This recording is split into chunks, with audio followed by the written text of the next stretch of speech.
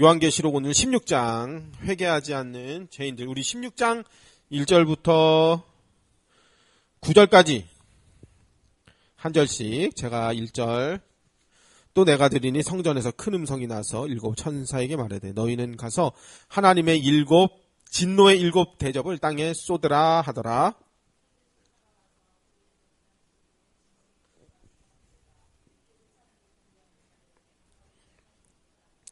둘째 천사가 그 대접을 바다에 쏟음에 바다가 곧 죽은 자의 피같이 되니 바다 가운데 모든 생물이 죽더라.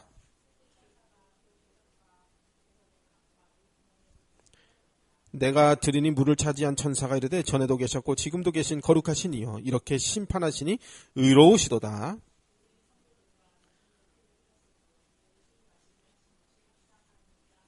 또 내가 들으니 제단이 말하기를 그러하다 주 하나님 곧 전능하신 이시여 심판하는 것이 참되시고 의로우시도다 하더라.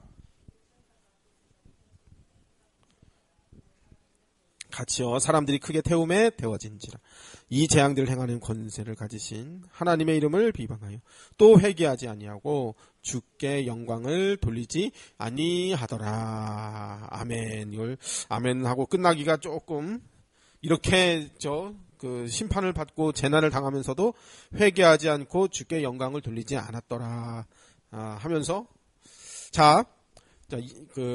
이스라엘 나라의 구속 역사는 예수 그리스도의 보혈을 통해서 구원을 얻게 될 모든 인류를 모든 구원 택함 받은 신자들을 향한 하나님의 구속 경륜을 미리 보여주는 하나의 그림입니다. 그래서 이스라엘의 구속 역사는 예수를 주로 믿은 모든 신자들이 어떻게 구원을 받는가 이렇게 예표적으로 생각하면 되겠습니다. 그래서 역사적으로 이스라엘은 애굽과 바벨론에게 속박되었었고 또 하나님은 그들을 자기 백성들을 구속하셨었습니다.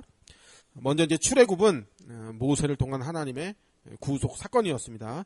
하나님은 모세라는 인물을 등장시켜서 택한 백성들을 가나안 땅으로 애굽에서 꺼내서 가나안 땅으로 끄집어 내셨습니다. 그래서 모세의 출생과 성장 과정과 또 시내산에서 부르시고 왕자로서 애굽에서 또 살아보게 하시고 또 미디안 광야에서 40년 동안 양치기를 해보게 하시고 등등 그의 모든 인생은 다 하나님의 특별한 섭리였다고 생각할 수 있습니다. 또 바벨론에서 나오는 사건은 하나님이 고레스를 통해서 그 역사를 만들어내셨습니다. 고레스는 바벨론을 멸망시키고 페르시아를 완성한 왕이었는데 포로된 이스라엘을 다시 예루살렘으로 귀환시켰어요. 그래서 가서 성전을 다시 재건하도록 명령을 했습니다. 그래서 바벨론 역시 하나님께서 고레스 왕을 통해서 하나님이 그렇게 일을 하신 구속 역사다 그렇게 생각을 하면 되겠어요. 그래서 하나님은 메시아를 통해 택한 모든 인류의 죄를 사하시고 새하늘 새 땅으로 다 이끌어내실 것입니다. 모세가 그렇게 했고 또 고레스를 통해서 그렇게 했듯이 예표적으로 그렇게 메시아 사역을 보여준 것입니다. 그래서 요한계시록은 다니엘의 예언 70일에가 차면 이스라엘의 회복이 완성이 될 것이다. 성전이 완성된다. 여기에 대한 예언에 대한 성취가 요한계시록이 되겠어요. 그래서 다니엘의 70일의 예언, 다니엘 7장에도 나오고 또 맨 마지막에도 나오고 다니엘의 예언은 지금 세상 나라 바벨론이 하나님의 성전을 파괴하고 하나님 나라를 백성들을 포로로 잡고 있지만 하나님은 7일에 만에 역사적으로 바벨론을 멸망시키시고 이스라엘을 구원하시고 하나님 나라 영원한 하늘의 성전을 다시 세우게 하시듯이 70일에 만에 세상 나라 바벨론을 멸망시키고 자기 백성들, 택한 백성들이 모인 그 교회를 구원하시면서 하나님의 나라, 영원한 천국, 새 예루살렘 성, 참된 성전을 완성하시겠다.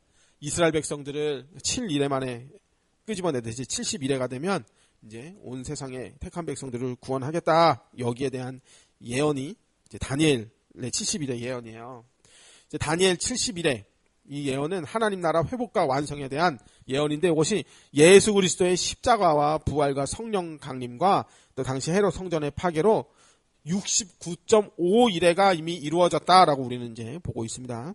지금은 이제 예수 그리스도께서 천사들을 보내서 자기 백성들을 모으고 계시는 이제 마지막 때, 요걸 이제 70일에 중에 69.5가 이루어졌으니까 이제 반 이래라고 할 수 있고, 이래는 7이잖아요. 그래서 3.5라고도 할 수 있고, 뭐 3년 반이라고도 하기도 하고, 그래서 0.5라고 하기도 하고, 요한계시록에 보면은 한때, 두때, 반때 이런 표현들도 나오고, 뭐 42개월이다 이렇게 42달 동안 뭐 용이 권세를 가졌다 이런 표현도 1260일이다. 요게 이제 같은 말인 거예요. 한때, 두때, 반때, 한때는 1년, 두때는 이제 2년, 반때는 6개월 뭐 이렇게.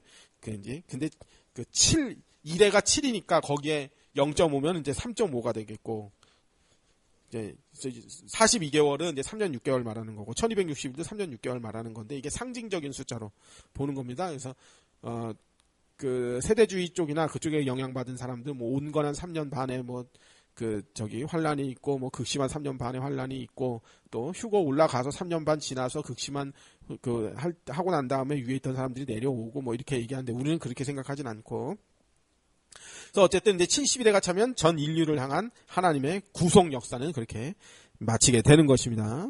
그래서 요한계시록의 환상은 이때에 일어나는 일, 한때 두때 반때에 일어나는 일을 보여준 계시로서 다니엘 12장에서 그 두루마리를 예수님이 봉인을 하셨어요. 근데 그 봉인하신 예수님이 요한계시록 6장에서 그 두루마리의 봉인을 떼시면서 펼쳐지는 그 역사들, 이때 이제 악인들을 심판하시고 또 자기 백성들을 천국 곳간에 모아 들이시고, 복음이 그 두 증인의 사역, 교회를 통해 복음이 전파되면서 마귀도 이제 발악을 하고 마지막 때가 될수록 아주 그 최후의 발악을 하는, 그게 이제 요한계시록 뒤로 가면 갈수록 나오는 이야기들이 되겠습니다. 그래서 계시록은 하나님께서 자기 백성들을 마치 출바벨론 시키시듯 이 음녀바벨론에서 이제 구원하시겠다 하는 이야기가 되겠습니다. 그러니까 우리가 하나님의 택한 백성으로서 음녀바벨론의 포도주에 취하지 말아야 되겠죠. 그런 술 마시면서 하는 전도, 그런 건 하지 말아야 되겠죠. 전도를 차라리 안 하는 게 낫지 술을 왜 먹어요? 담배를 왜 먹고?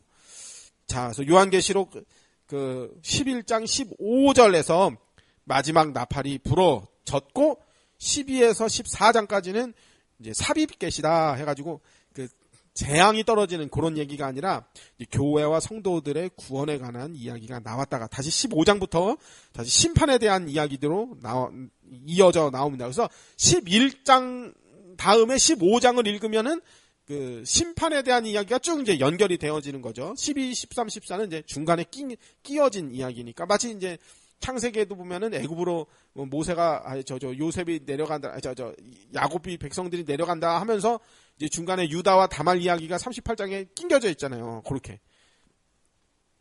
그렇듯이 이제 이거 12, 13, 14장에도 그 교회의 구원에, 성도들의 구원에 관한 이야기가 중간에 끼워져 있고, 15장에 다시 이제 심판 이야기를 시작해서 오늘 이제 16장까지 왔는데, 16장부터는 이제 구체적으로 마지막 날의 심판에 대한 내용들이 이제 쭉 나옵니다.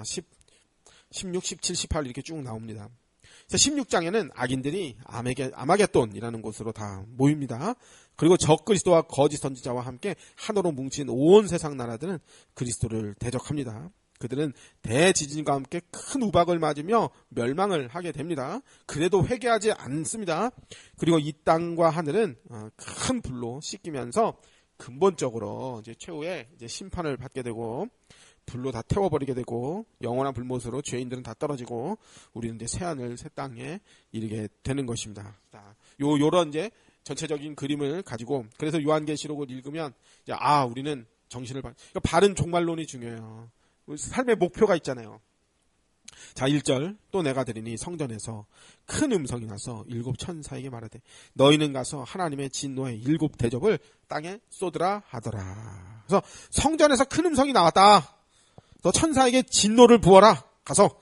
이것은 이제 심판과 진노가 성전에서도 나오고, 천사들이 하나님이 시켜서 이제 그 하나님의 대리자로 일을 하고 있다는 것.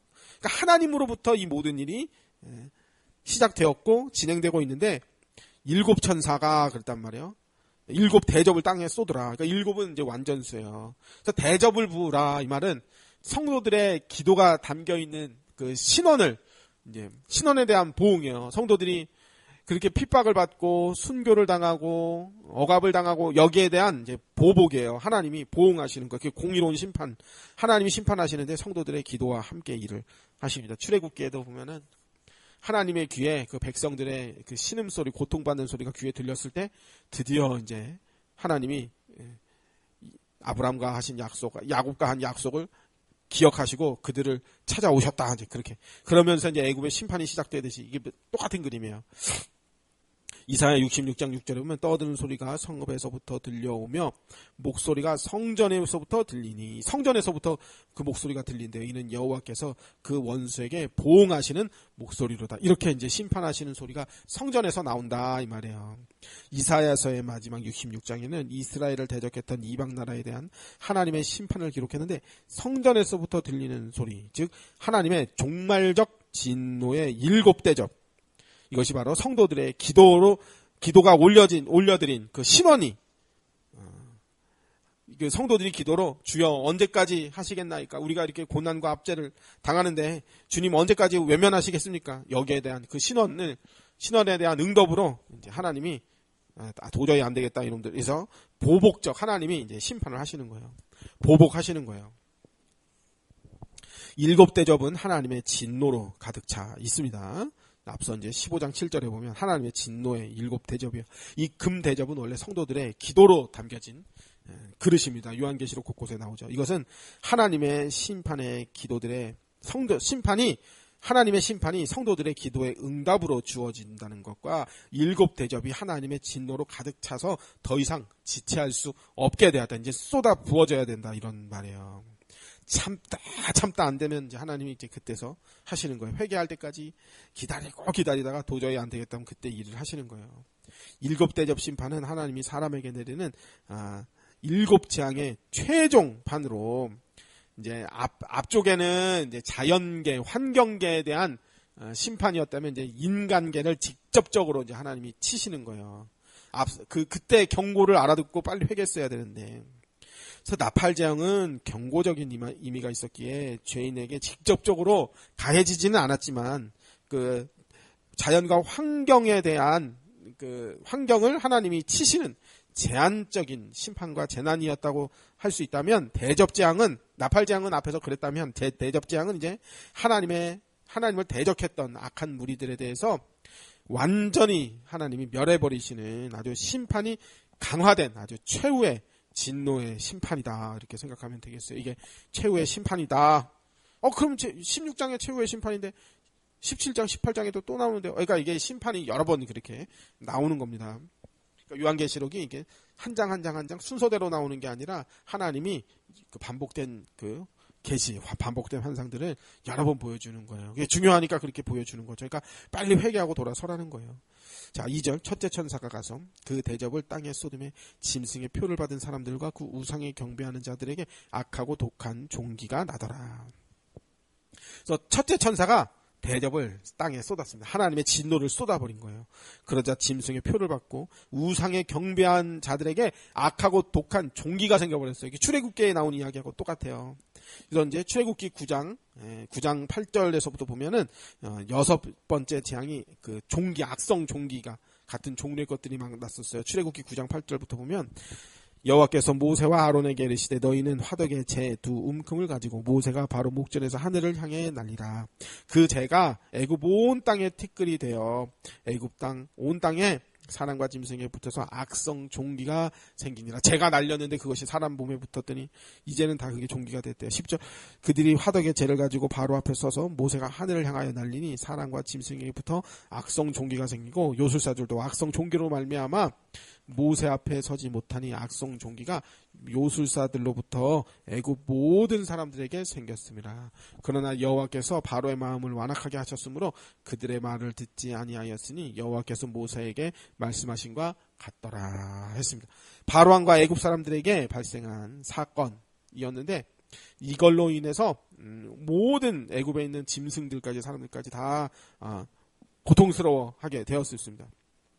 이것이 바로 최후 마지막 요한계시록에 내려질 하나님의 마지막 심판을 그 미리 보여주는 것과 그 미리 보여주는 듯한 그런 그림이에요. 이 계시록에서 악성 종기는 짐승의 표를 받고 우상하게 경배한 자들에게 생겨난다 그렇게 했었습니다. 그러니까 이제 과거 애굽에는 그 다 바로를 그 숭배하던 사람들이잖아요. 그러니까 똑같은 그림이죠. 이 땅에 이게 666 표를 받은 사람들. 그러니까 모두 하나님 안 믿는 모든 죄인들에게 다 이런 그 심판이 생길 것입니다. 마치 구약에서 이스라엘 백성들을 괴롭힌 대적들을 하나님이 치신 같이 이제 마지막 날에는 하나님이 이렇게 심판을 하실 거예요. 사도 요한은 출애굽기의 내용들을 이렇게 인용해서 사용함으로써 하나님의 백성들로서의 교회를 출애굽하는 이스라엘 백성이다. 이렇게 병행시켜서 이제 그림으로 잘 알려주는 거예요.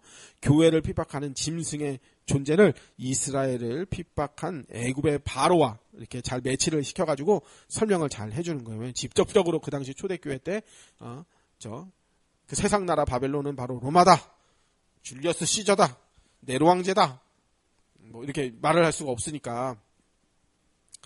이 대접을 땅에 쏟을 때 종기가 난 자들은 오직 짐승의 표를 받은 자들이에요. 그러니까 신자들은 하나님이 보호하십니다. 앞서 이제 유리바다를 건너 어린 양과 함께 있는 자들은 하나님이 보호하시고 지켜주신다고 했잖아요. 그러니까 혹 그러면은 우리가 믿는 자들이 악한 자들에 의해 뭐 고통당하거나 혹은 순교를 당하는 건 어떻게 되나요? 우리는 천국에 이르게 되니까 그건 걱정하지 않아도 되는 거죠. 자, 3절. 둘째 천사가 그 대접을 바다에 쏟음에 바다가 곧 죽은 자의 피같이 되니 바다 가운데 모든 생물이 다 죽었다 그랬습니다. 그러니까 죽은 자의 피같이 되었다. 바다가 죽은 자의 피같이 되었다. 이게 이제 출애굽기의 그림을 그대로 가져온 거예요. 출애굽기 7장 20절.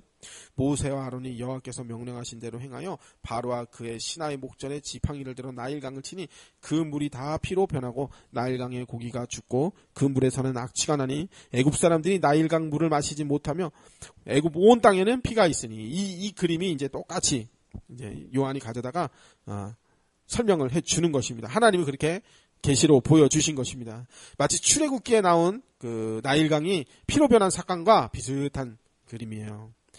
이 바다는 애굽 사람에게 있어서 땅과 같이 아주 밀접한 곳이며 그 식생활의 터전이나 마찬가지예요.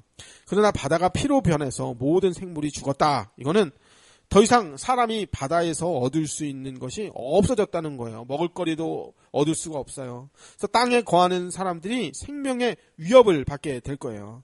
사람들에게 유익을 가져왔던 삶의 원천이 다 그때는 고통과 저주의 원천이 되어버리는 것입니다. 4절. 셋째 천사가 그 대접을 강과 물의 근원에 쏟음에 피가 되었더라. 강에다가 대접 그 진노를 부어버리니까 피가 되어버렸대요. 이 땅 위에 강과 샘물이 피가 돼서 이제는 마실 물이 없어졌어요. 저기에도 똑같은 그림이 있잖아요. 그 출애굽기에도 애굽에 내린 10가지 재앙에도 똑같은 그림이 있죠. 그러니까 물이 없다. 그러면은 사람도 마찬가지고 동물, 식물도 다 살아날 수가 없어요. 이 앞서 나팔 재앙에서는 물이 쓰게 되어 먹지 못하게 되었다. 그때 이제 회개하고 돌아서야 되는데 이 최후의 심판 대접 재앙에서는 물이 피로 변해 버리게 된 것입니다. 이는 하나님의 심판과 보응이 더욱더 강화되었다는 것을 알 수가 있어요. 이처럼 회개하지 않는 자들에게 나타날 하나님의 진노는 매우 크고 두려울 거예요. 하나님은 공의로우신 하나님, 완전하신 하나님. 그래서 그 진노도 완전해요. 그러니까 자꾸 반복해서 요한계시록이 비슷한 그림을 자꾸 보여주면서 그 진노가 커질 것이다 라고 계속 알려주는 이유는 이제 빨리 회개하고 돌아서라는 거예요. 5절. 내가 들으니 물을 차지한 천사가 이르되 전에도 계셨고 지금도 계신 거룩하신 이여 이렇게 심판하시니 의로우시도다 그랬어요. 그 천사들이 하나님의 그 진노를 시행하면서 하나님은 의로우시도다. 이 심판하시는 것 자체가 의로운 겁니다. 이렇게 그러면서 하고 있다는 거예요. 이 천사는 하나님을 전에도 계셨고 지금도 계신 거룩하신 이여 라고 했는데 앞에 나온 천사들은 하나님을 또 예수님을 장차 오시리다 이렇게 표현했었거든요. 근데 여기에서는 지금 이제 최후의 심판, 마지막 심판이 있잖아요. 그러니까 장차 오시리라는 표현은 없어요. 이 대접재앙이 마지막 심판이기 때문에 더 이상 앞으로 심판주가 다시 오실 이유가 없어요. 심판을 또 시행할 이유가 없어요. 지금 하고 있는 이 심판이 이제 최후의 심판이기 때문에